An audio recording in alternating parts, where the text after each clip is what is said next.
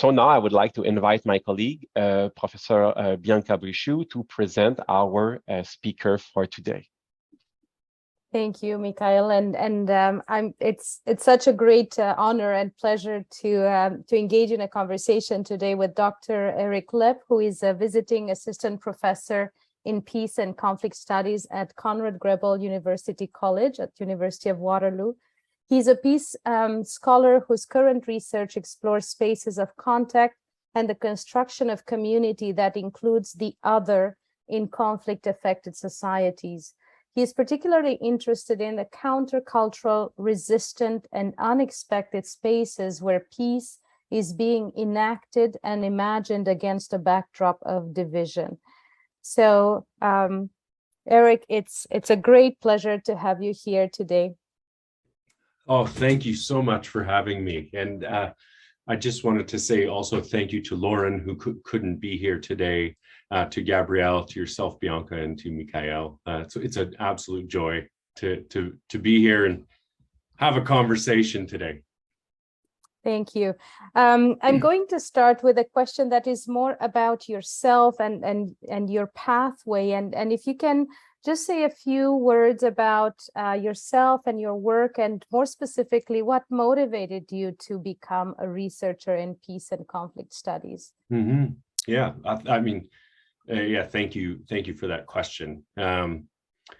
I think it's always a little bit interesting as someone who's working on scholarship to start to include themselves more and more, because with the more academic writing I do, the more I'm supposed to write myself out. So this is a fun opportunity for me. So my name is Eric Lepp, and I did a Ph.D. at the University of Manchester at the Humanitarian and Conflict Response Institute. Before that, I did a master's degree at the University of Notre Dame, who have a bigger football stadium on their campus of 12,000 students than we have in our whole country of Canada. Before that, I did a social work degree as my undergraduate degree. So I came to peace and conflict studies after an undergrad that then shifted into some very distinct experiences. I lived in Taiwan for a while. And when you live in Taiwan, I was there for 3 years. The Taiwan, China conflict looms large over much of everyday life. I was involved in some work on the Thai-Burma border. I conducted an internship working at a small NGO in Mindanao in the southern Philippines. And I think across these sort of life experiences and opportunities I was given, I ended up having some bigger questions about how people live together with difference. And that sort of drew me to peace and conflict studies. And when I went from Notre Dame to Manchester, the difference in how peace and conflict studies is sort of engaged is quite interesting. In Manchester, if you think about disciplines as trees, you have this tree of political science, like a very siloed, specific discipline. And then you get this big branch off of the tree of international relations. And then from the international relations branch, you get a smaller branch that is peace and conflict studies. And so it was a very distinct way of looking at things through sort of top-down approaches, very UN focused, very systemic sort of engagement with interventions. And this has long been sort of where peace and conflict studies sat from my perspective. And it's been written about and theorized by white men who probably look a lot like me, although I would say the sort of dead French theorists all had better beards than I have. They sort of grow these beautiful white beards. I'm going off on a tangent here. It's a discussion. It's a conversation. Yeah. We can talk about my beard in the Q&A if that's what's required. Then along comes John Paul Lederach, who's a name you might read in your master's. He might not. I would highly recommend John Paul's work. And he creates this turn that shifts much of what we're doing, and from, instead of these big state systems, it's called this like local turn. And this is in the late 90s, early 2000s. And Lederach broke theoretical ground by changing the subject of politics from institutions and laws of the state to local communities, and there's sort of the processes that were happening at that level. And this work was followed and enhanced by many other theorists, and I have to say, including your very own Vern Redekop at St. Paul's University. And so now I'm entering into this. What I did for my PhD is I did ethnographic research in Northern Ireland. And that ethnographic research was done. This will be the most Canadian research you can conduct at a UK university. I completed ethnographic research alongside fans, so supporters of the Belfast Giants ice hockey team. Ireland and Northern Ireland's only professional ice hockey team. And tried to engage with the way that these people who come from incredibly different and conflicting backgrounds will come together in a shared space. And ice hockey did something in Northern Ireland. It had no context. There wasn't really a local players that you would cheer for. So it didn't become ours and theirs. It became, there's one hockey team and we like this. It's got, you know, t-shirt guns and cheerleaders and North American sporting entertainment. And it draws in all these people from across these sides. And so I spent time there trying to understand how we leave and move and shift the malleability of identity in which we're able to or desire shared experience, what I term side-by-side experiences, when we're not willing yet to live beside each other in a lot of realms. So that's sort of, if we're speaking, and I wish Lauren was here, that was my first album, was the Ph.D. And now today I'll talk about my second album, which is, and I'm lucky enough to be given an opportunity to work on a second album, I have to say, because it's a joy. And that is about graffiti in conflict-affected settings.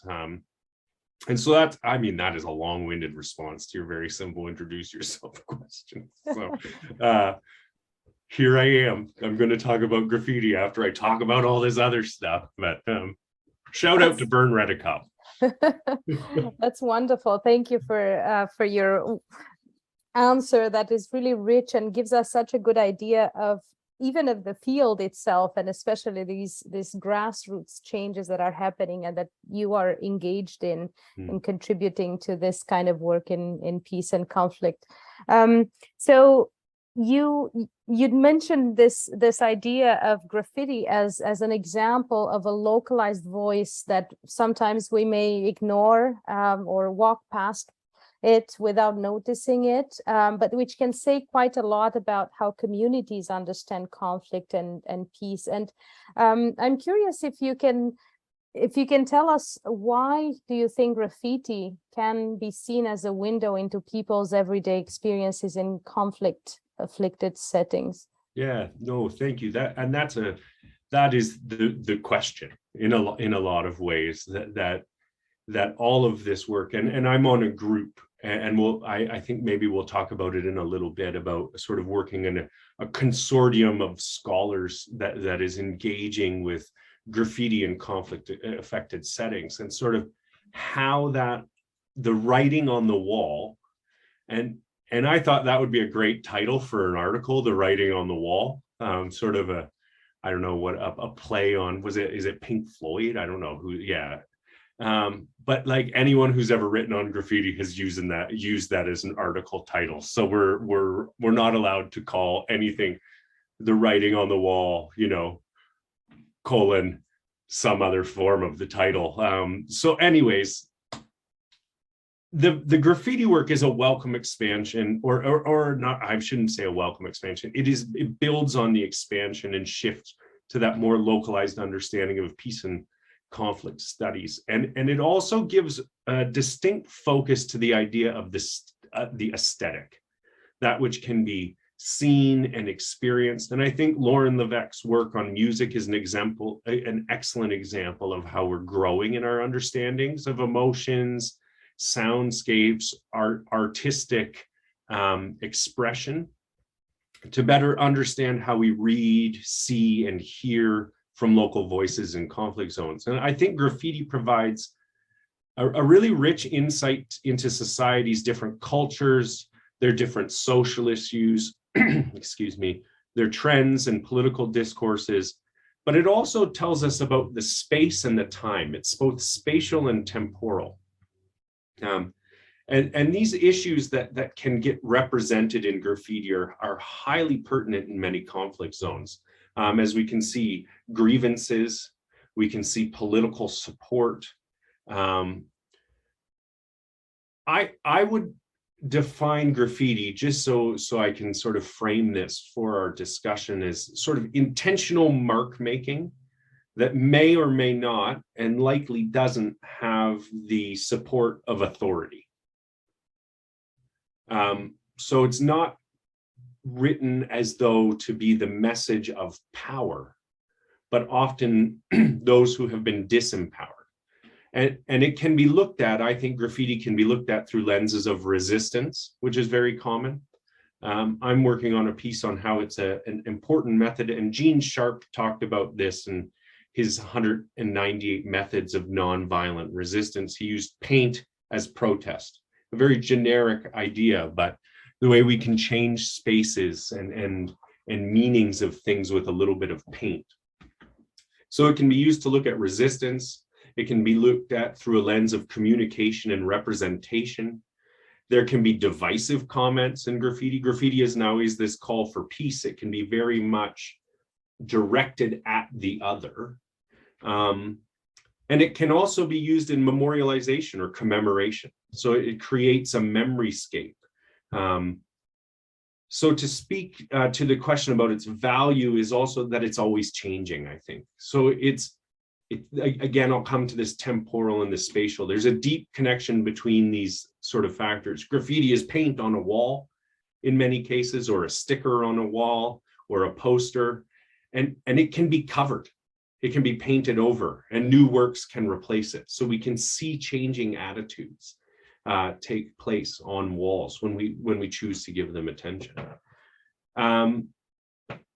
Yeah, and I think when we start to look at peace, we can look at it that peace is also very transitional and fragile. And if we think of graffiti as presenting a local voice, or maybe even in some cases the control of a local authority or gang, the temporality of graffiti gives researchers and observers an opportunity to see attitudes and opinions shift through time and space. And so it has a lot to offer, and it's easy to ignore. And so I think that this sort of movement to understanding local voices is sometimes to find those voices when they aren't spoken or they're not heard in the civic discourse. That's very interesting. And I'm just wondering about the anonymity of, just as a side question, the fact that you don't know the artist, how does that impact the work or how you see it? Yeah, and I think that's where if in sort of graffiti work, we look at graffiti is often defined by the spot it is located. So we may not know who the artist is, and that is absolutely fine. But as we see where it's located, we can also discern its message and meaning more. And I'll talk a little bit about a local case study in Kitchener, where the paint is on a Queen Victoria statue in a minute or two. But I think one of the so knowing where its spot is important, but it also, we have to look at graffiti with this wider picture of it is being commodified. So you're seeing large scale pieces with Instagram handles and you know, in a place like Medellin, Colombia, where it is the center of where violent conflict has occurred within the Colombian context. It's now a street art haven, and tourists are flocking there to see these amazing pieces. But it's incredibly curated, and it's incredibly like Instagram handles and follow me and advertisements, or even large like peace NGO projects will pay street artists to put up peaceful messages.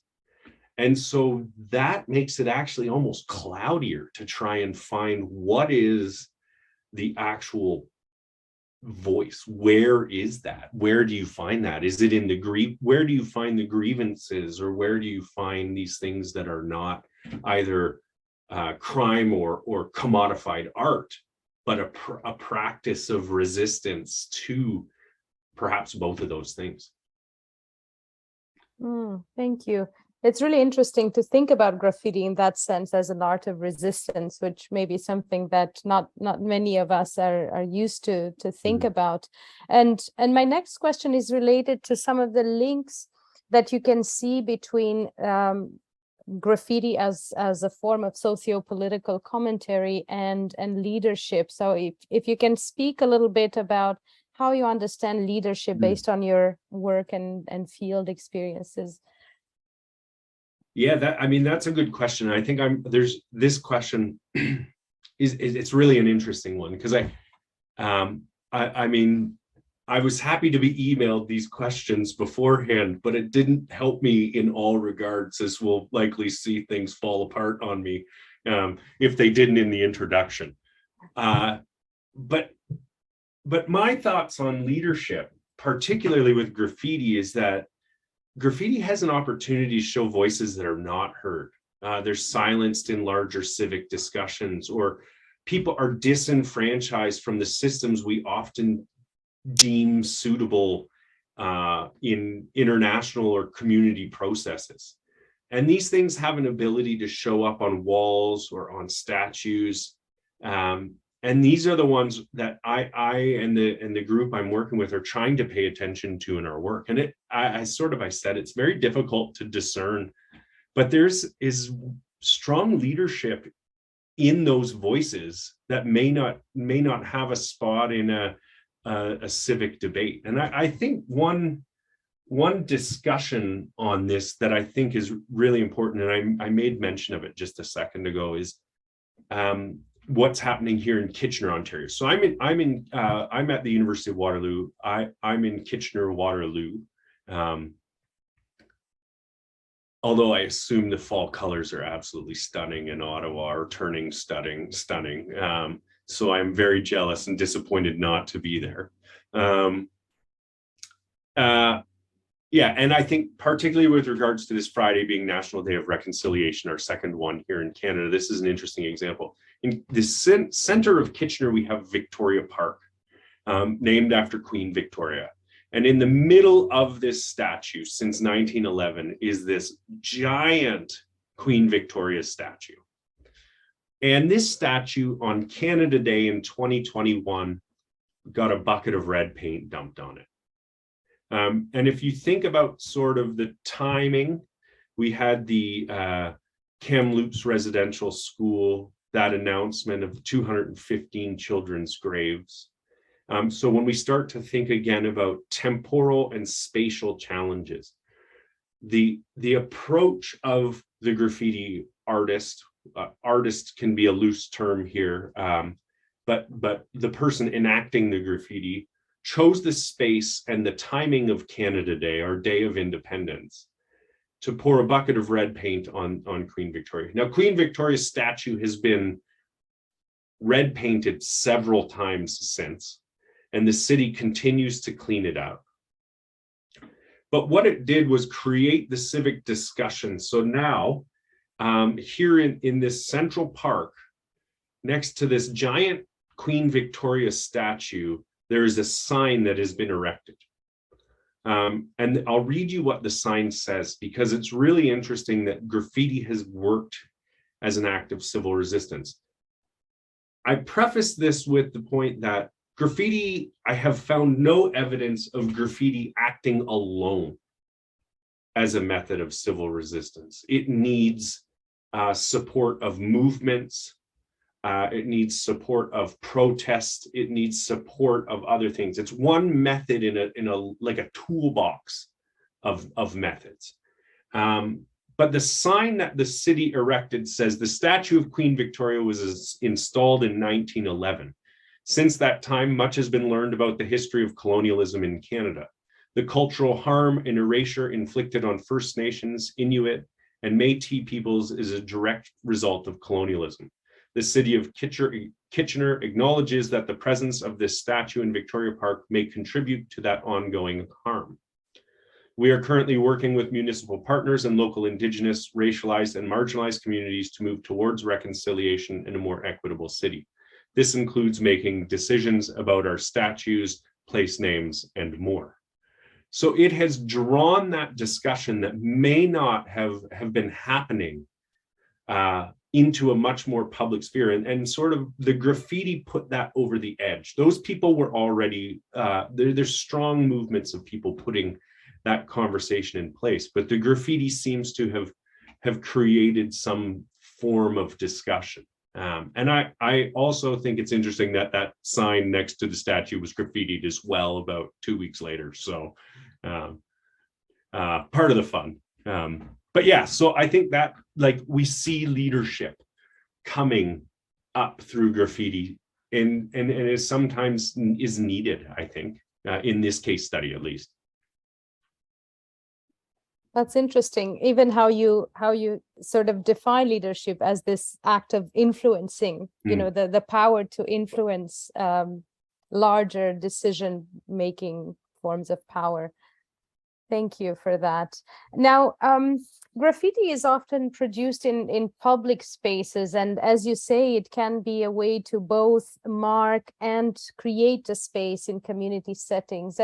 And if you can tell us a little bit more about the connection between graffiti and public space, and why you think this is important to think about when working with the community. Yeah, no, thank you. That I mean, this is interesting. Again, this comes to that sort of temporal, spatial, time and space, where and when that graffiti occurs. And I have a colleague and a good friend who I work on this project with. One of them is at Coventry University in the UK. His name is Dylan O'Driscoll, and Dylan has spent significant time working in Iraq, and he has sort of reflected on the inclusivity and exclusivity of graffiti that happens in Iraq, as much has happened in that time. And he has shared the example of IS or ISIS using graffiti during its caliphate as an exclusionary tactic against all who would not conform to its sort of conservative Sunni Wahhabi Islam. And in Mosul, there was a particularly strong targeting of Yazidi and Christian groups in their graffiti, this denunciation of another group. And as part of the territorial defeat of ISIS, the covering up of the hateful messages was one of the first things that the community undertook, was to remove the hateful messages that adorned the walls. Replacing them with writings, they chose to write things about peace and inclusivity, and that was a really strong sign of the community retaking the space.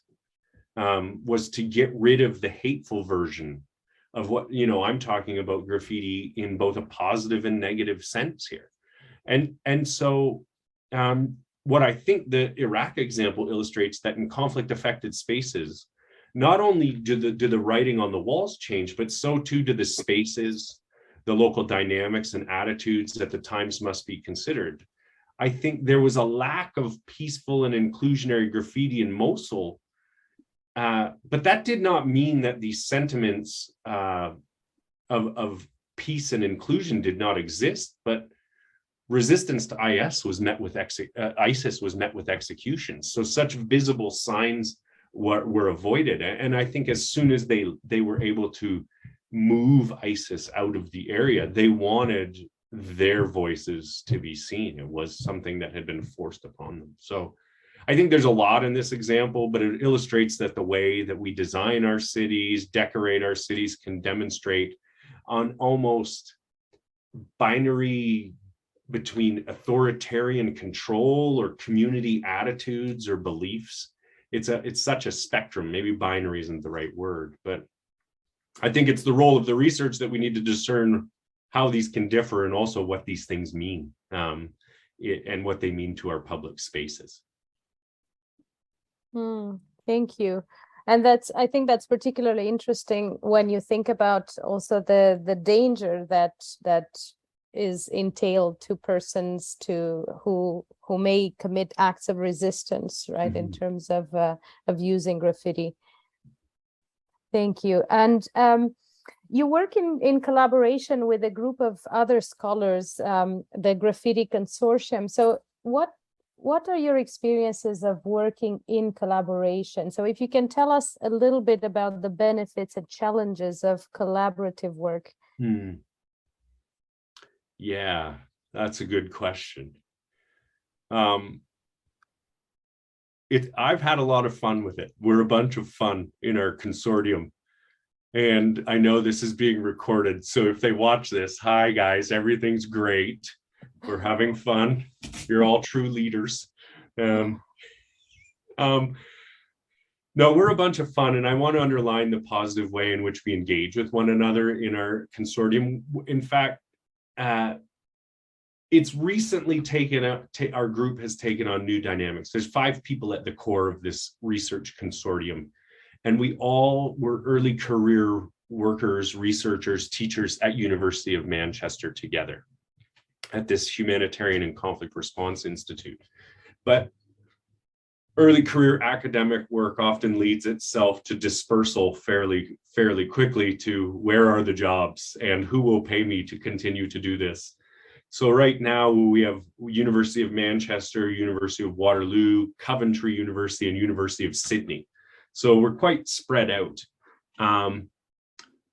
But our origins are not WhatsApp or Zoom or Skype. But as we've all become well acquainted with those tools, particularly because of the pandemic, that's the way we've moved. And I think our start in corridors and coffee shops and things like that was really helpful to developing relationships and collaboration to help us sort of survive pandemic and distance. And so now we have these logistical challenges of time difference and all those elements that happen with busy schedules, lives, other interests. I will say one of our challenges is interdisciplinary work. Peace and conflict studies is this incredibly interdisciplinary thing. Some are trained as sociologists, international relations scholars, geographers who want to GIS sort of map graffiti and look at hot spots and where things are. We particularly did that when we were in Cyprus and in Nicosia.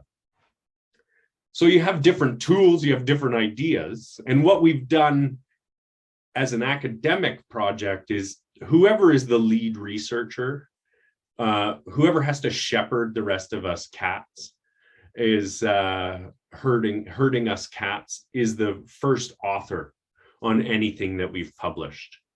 And I think that's quite common practice. But if there's 5 people contributing to writing, one person in a talk about leadership has to guide that. And that is how we've done that, is the lead author is the one who sort of conducts the choir of us. And we do so in our part very in a friendly or laughingly British condescending way. I'm not always sure, but it's quite fun.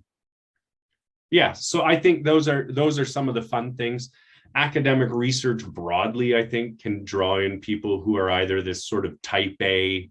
I was the top of my class. I'm a little bit competitive with anyone else who's done really well. And then it also draws in the remarkably curious. The people who sort of have this epistemological humility in realizing that the people and places you encounter further your knowledge. And we're lucky to have a group that is driven by that curiosity more than publication records,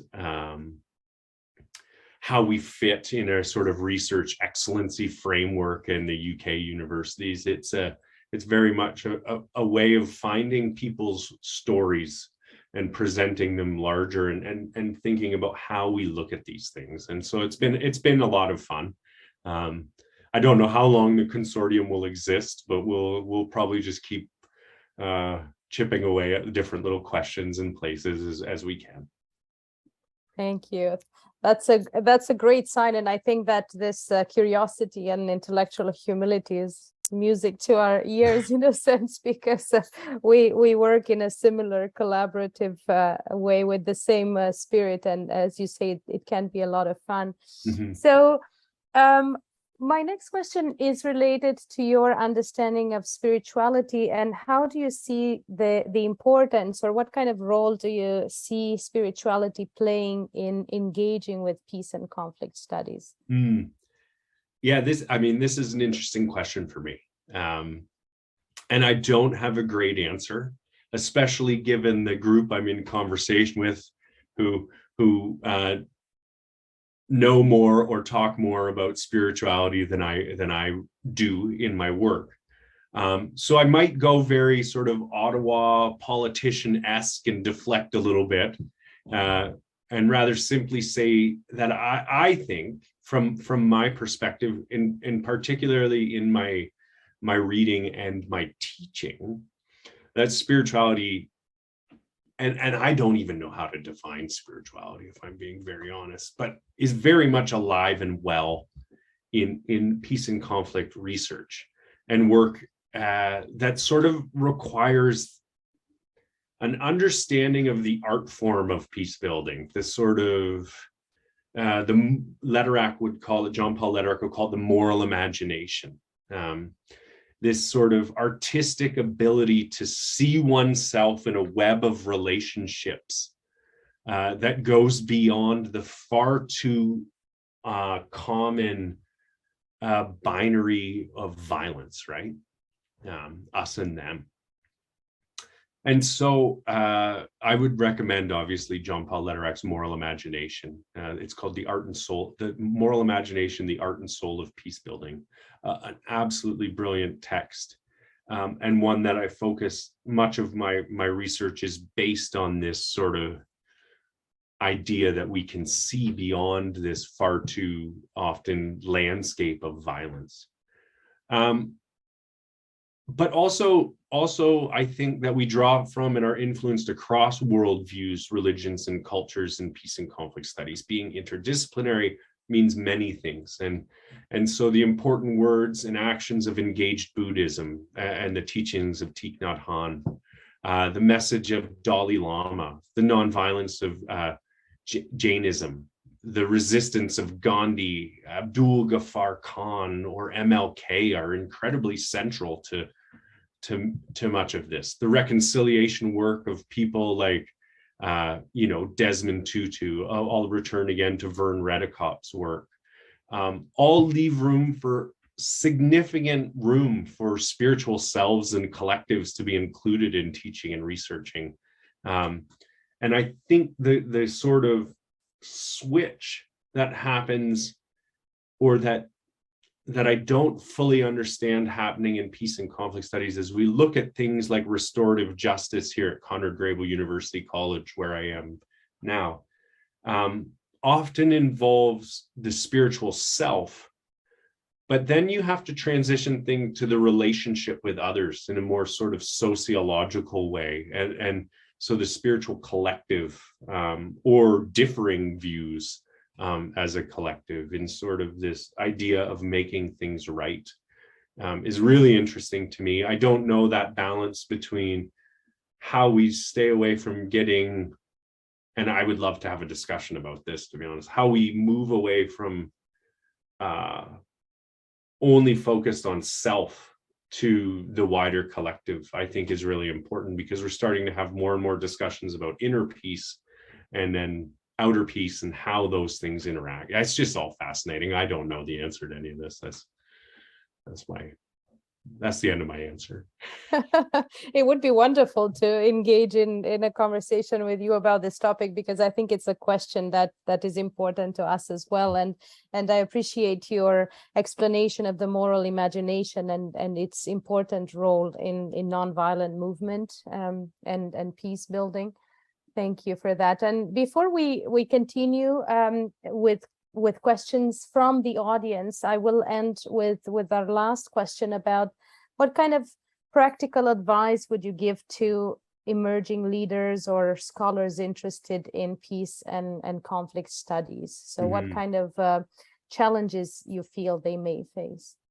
Yes, I mean, thank you for this question. I feel ill-equipped to answer this as an early career sort of academic who's looked at ice hockey and graffiti, which it doesn't, like, I'm not making the most Foucauldian sort of theoretical contributions to anything. But yeah, I think, you know, Thomas King, the author, writes, the truth about stories is that is all we are. And finding stories. And I think from those stories is this, and we just had a little discussion about this, is this remaining humbly curious. If we, you know, and I think the key to that is probably knowing what you know, and how the people you research with are expanding what you know, and how their sharing makes you better as a researcher and as a person. That recognition is incredibly important. Not knowing what you know, and when people are expanding that knowledge, living with gratitude to those people and to that process, and I think that's really important. So my experience is the world is a little bit of a tire fire right now. It feels like we're on the brink of major fault lines occurring, whether that's Taiwan and China, which I mentioned in the introduction to myself, or Russia, Ukraine, in Tigray, in Yemen. It's hard to find this sort of optimistic hope. And I think, if I may quote the Irish poet Seamus Heaney, he says that hope is not optimism, which expects things to turn out well, but something rooted in the conviction that there is good worth working for. And I think finding that imagination, that possibility for that, is central to working with people who live everyday challenges that are way grander than anything I'm experiencing in my life. So yeah, I mean, approach it with humility and find joy in your work and joy in the people that you work with.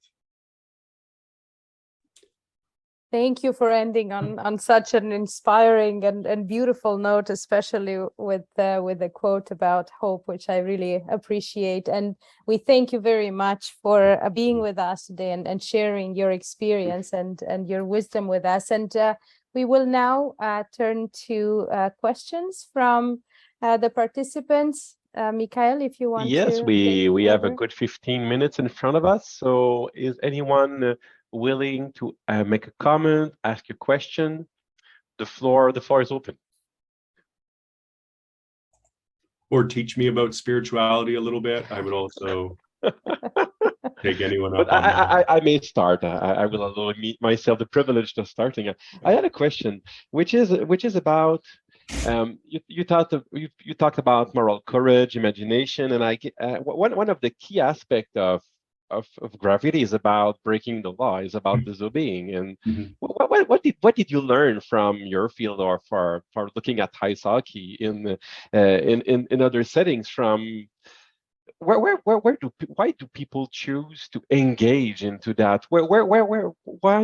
What are the circumstances when they feel that I don't know, compelled enough to say, let's forget about the normal structure, the normal way things are being done. There's something more to do. I have a message to give. You talk about disempowered people. So can you tell a little bit about those circumstances, or maybe how people are thinking about that, how they see things in the way that maybe the majority won't see that way, and because they need to be awakened, probably. Well, yeah, and there are debates of sort of crime versus art that most municipalities and regions are strongly in the crime part.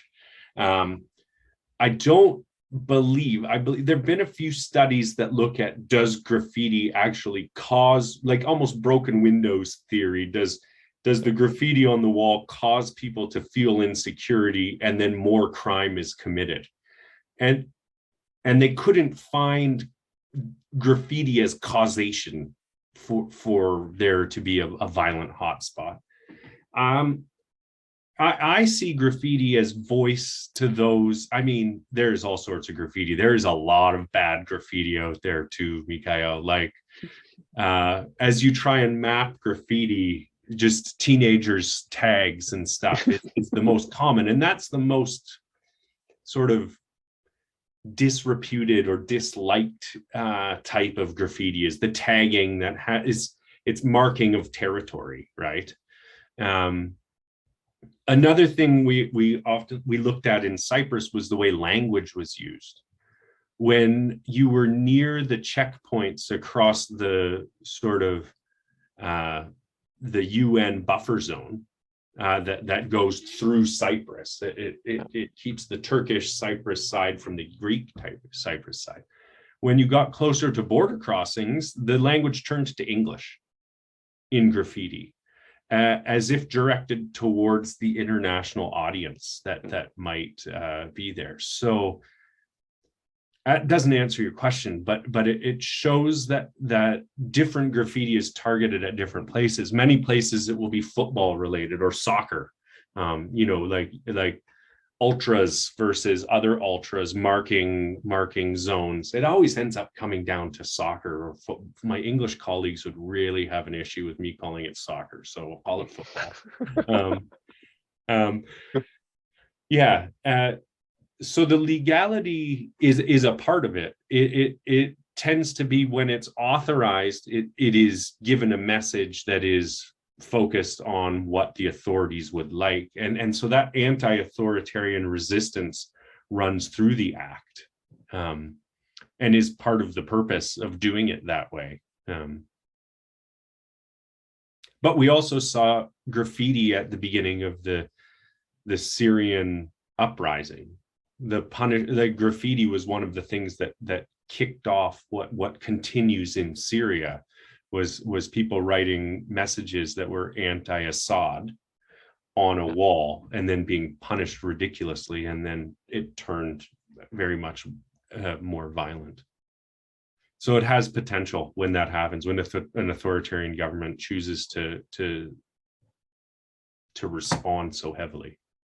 It has. And, I'm thinking about Palestine and how strong a message they are sending, that the whole situation, colonialism, the wall, is just so unfair that it's a way to make sure to prevent any kind of normalization of what Israel is trying to do. So I get that that part. I think it's probably easier to see that the more the state violence is heavy, the more it's obvious that you need graffiti to some extent. I mean, in my conception of things, but at the same time, who are making those graffiti stuff? So the what you described in Kitchener makes perfect sense, because again, this state violence is just so heavy towards First Nations and other people. So and that the idea of the spot, so the separation wall in sort of in the apartheid Israel Palestinian context, that wall, by decorating and putting the message on there, whether it be messages of we will not be silenced, we will not be squashed, we will not be dehumanized, is cannot be taken just those words without the context of where in that moment and where in that geography that's located. It's incredibly powerful. It is, really. Anyone else willing to jump?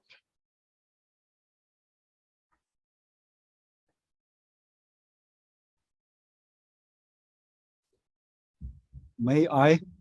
Yeah, of course, please. Mikola. Maybe there are work, they show the level of influence of graffiti on society. May I ask you send some link, yes, after or in chat, yes. You know what, my opinion, it's very, you really opened my mind, because graffiti I was associate with just rebellion people, yes. But your explanation did for me, it's like change my mind, yes. Thank you. Yes, although there's still a lot of bad graffiti out there. And see, sometimes I'm thinking it's like strange, yes. Look at that, but your explanation very deep, yes, and very interesting. Thank you so much. Yeah, thank you very much. I will be happy. I'll send Gabrielle some links. Some links, yes, yes. I really appreciate this. Oh, yes, and thank you so much. Yeah, thank you for being here and contributing and letting me make you. Yes, I understand all stuff. Yes, yeah. Maybe some it's tricky because it's first time. I think so. I improve when we talk next time. Maybe next some hour meeting. Yes, yes. So great. Thank you. Thank you very much. Yes, Bianca. I wanted to add something along Mikola's lines, because for me, your discussion was also changing the way I saw graffiti as this ineffective anti-authoritarian rebellious act that would be just, one time and then retreat. And I couldn't see it as being part of a larger, more sustained, more I would say not necessarily efficient, but more sustainable peace building or non-violence, right? So that act of resistance as connecting to other parts of society, like you explained that it does. So yeah, thank you for that. Like for Mikola, right. Yes, it changed my understanding of it. Yeah, thank you so much too. Yeah. I don't encourage you to buy spray paint and try it yourself. We can wait to stop the recording, and then you can encourage us to do it if you want. We can work on our designs together. Yeah. But I think you really need to tell us a bit more about this Belfast hockey team. Really, you just triggered us and gave us nothing. What did you find out? And I think there's something quite interesting too about collective leadership in what was happening in that team. So if you can share a little bit about that, I'm so curious now to learn. Oh, I'm happy to talk about the Belfast Giants. I'm still a passionate supporter, and I haven't always been the most prolific hockey fan, because I think there's a lot of issues with, and we're seeing them with sort of hockey culture and challenges of in Canada, I don't know where the audience is located mostly, but challenges of misogyny, gender-based violence, sexual violence, that we're seeing come out of this, hockey culture. Well, Belfast is something completely different. It's there's an ice hockey team, they're called the Belfast Giants, and they get about 4,500 to 5,000 fans a game. So you're looking at 32 games in Belfast of 5,000, 4,500 people with remarkable backgrounds and a background of historical division where people primarily still live in single identity spaces within Belfast. The division between what we often call Protestant or Unionist populations and Republican or Catholic populations. But the Belfast Giants started, and they have this sort of modus operandi of, in the land of giants, everyone is equal. And if you think about when you go to a sporting event or a concert or a community event, you end up in this side-by-side sort of relationship. And I found in my research that that angle of sharing experience side by side was sort of a lightened sense of encounter. And it wouldn't have the results of the face-to-face where you're coming at things from separate directions in a more sort of confrontational sense.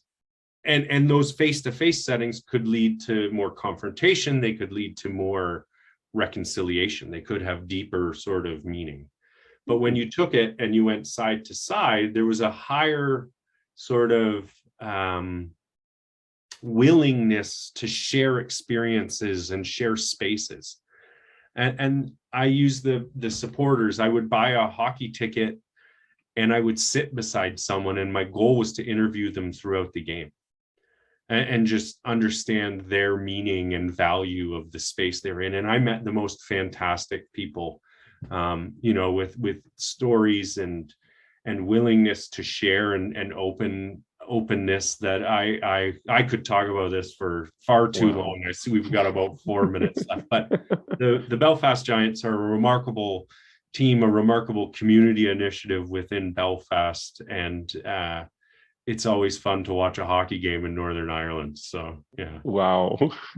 We have one question in the chat, and our colleague Nawal has one too. So the question in the chat is related to what you were saying. The question is, Graffiti are mostly hard to read. How can you read them, especially when you don't always know the implicit language? And do you consider murals under the category of graffitis? So that's the first one. And Nawal, maybe you would like to ask your question right away, or you can make your comment. You're on mute, Nawal.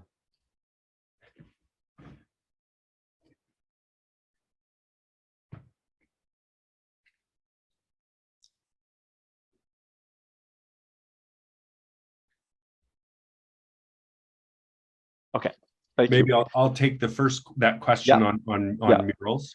This is a good question. What does the local context tell us about the graffiti, particularly if it's a local language, for example, that I don't speak, like I don't read Greek. So it involves researching with people who understand local context and local moment. It isn't something that a fly-in, fly-out researcher can go in and say, yes, I've gotten the vibe, I've seen the walls. It's just, you just can't, right? Like it involves time, and it involves participation and sharing of understanding of moments in time that I wouldn't have, or necessarily anyone on the research team would have, which creates wonderful relationships with local partners and people as they guide you through their experience of graffiti and their experience of what it has done to shape the space that it's enacted in. I could do that in Kitchener because I live here, right? I live in Kitchener, Waterloo. So that was an interesting thought. Yeah, a new experience for me, and particularly during COVID when we weren't researching in far off places and things like that. The question about murals. I would describe murals as street art graffiti, and that there's an intentional mark making. I would also include things like posters that go on, sometimes on like street posts or stickers. I would include those things because they mark the space that they're enacted in. They change the space with a mark. Where it gets a little bit gray area is, does that mural, is it community built, or is it an advertisement? We're starting to see, Netflix advertising using murals and things like that in different cities and different urban settings. So It's hard to know. Like if it's paid for space, it doesn't feel like graffiti to me. And I think that there's probably not a specifically clear definition. It's hard to find one, but murals are a bit of a challenge in some regards. They make your life harder as a researcher, I'm sure. Some of them are so beautiful, though. You just have to be in awe, and some of them are just terrible, you know. And we'll go for a last question from Nawal, who is asking, is there a relation between the length of time a graffiti stayed visible and the impact of its message in society? That's a very interesting question. You can easily, let me use the Kitchener Queen Victoria statue as an example. The third time that statue was graffitied, the city said, we're going to leave it. Or maybe it was the fourth time, I can't remember. We're going to leave it. It becomes a public installation. Like a statue is a public installation of how we want to remember. And they said, we're not going to remove it. We've spent $10,000 this year on removing paint from a statue. We're going to leave it, or whatever the numbers are. I don't want to be quoted on sort of budgetary things. But then within a week, the statue had the paint removed. And I think that that's the tension that councils and authorities have, is how quick do we remove it? How quick are we getting rid of a message that might be speaking truth to us? And how are we allowing the idea of the democratic city to play out on walls? Graffiti can challenge any idea of consensus in the spaces that we live in, and it can be almost a dissensus. And so I think authorities have to think, do we want to come across as heavy-handed, or do we want to, nobody agrees with this anyways, we'll leave it up? Or, there's some weight there, I think. What a wonderful way to wrap up this whole presentation on about the weight of graffiti, the public messaging, the resistance that they embody. Again, thank you so much, Eric Lee, for being with us today and for this presentation. And for those who would like to be part of our next event, we will be welcoming on October 11 Anglican Bishop Shane Parker, who's a great advocate of truth and reconciliation in Ottawa and more broadly in Canada, and we'll be talking about leadership in times of truth-telling and reconciliation. So thanks everyone for being there, and let's meet again in 2 weeks. Bye-bye. Thank you. Thank you. Thank you, Eric, and thank you, everyone. Thank you.